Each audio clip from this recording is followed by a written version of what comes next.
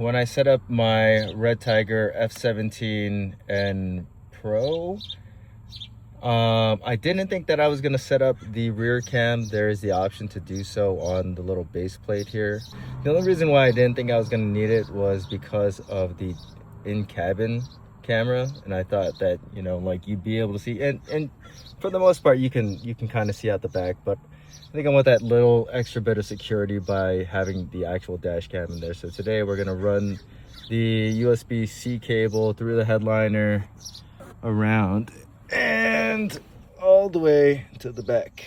Doesn't seem like it's gonna be that bad at all, because there's a lot of room in the headliner right here, and you can pretty much just get this thing started just by pushing the cable in there. And I'll probably have to pull back this A pillar just a little bit. I didn't think I'd have to pull it off, but I just did it anyways. This comes off really easily. I didn't pull it all the way off, I just loosened it a little bit, and then you can see the wire there. And I left some slack there just in case. And then now I'm running the cable through. You kind of have to get it under right there, and then from there it's pretty easy to just kind of work it through. So now we're at the B pillar.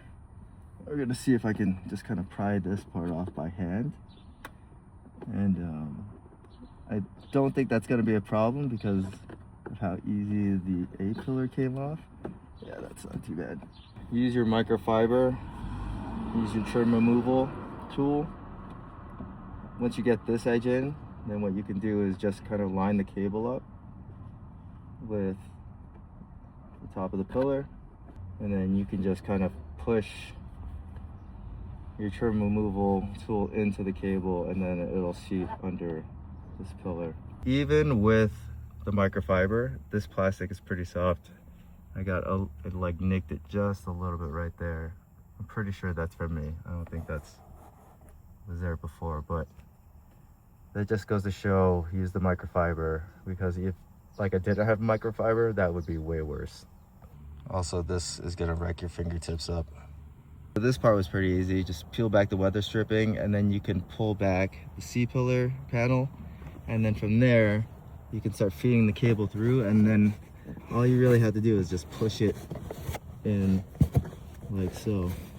And I think there's enough space in the headliner where it just easily just goes in. I think I'm gonna hide all the cable in this spot right here. This tab comes off pretty easily. It's like a little slip tab, and all you have to do is just slide it out. So hopefully there's enough space in here so that I can just tuck the rest of this cable in. I'm gonna like tie it up, but hopefully that works. Oh God, that wasn't good.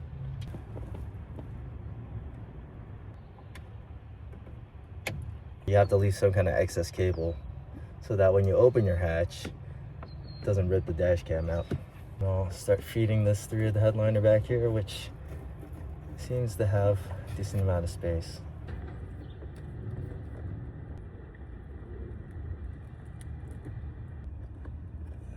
Please fit.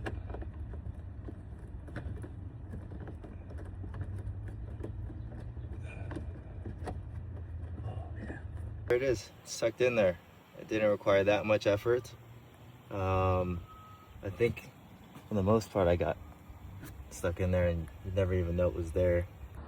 So I'm going to use this little cable organizer right there off to the side on the plastic, and that's hopefully not going to put too much tension on the cord when it closes or when it opens, and it also keeps the cable out of the way when I close it.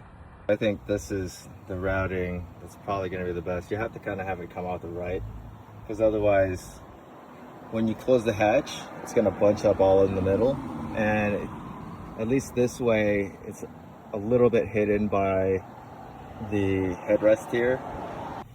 So no matter what, you're going to have an excess of cable. It just is what it is. So that is kind of where we're at right now, and we'll see if we can see it in the rear view. You can see it for sure, but I mean there's really no way around having some excess because of the hatch design. You have to have some kind of cable to allow the hatch to open, and then obviously that excess cable is going to It's gonna bunch up when you drop the hatch. This rear headliner is really hard to get under, and I didn't really want to force it, so it's not tucked all the way, but I don't think it's gonna be a big deal. That part I just need to clip back in, and then we connect the dash cam.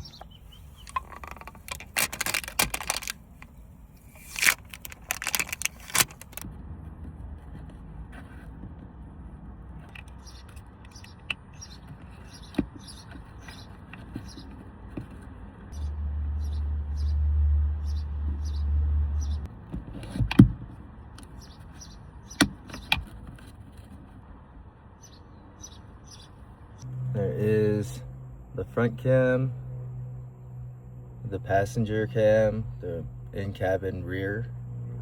There's the front in-cabin, and then there's the rear camera, which is blocked by my wing, so that just kind of is what it is. Maybe I'll get wing risers so that the wing sits higher, but it's better than having nothing.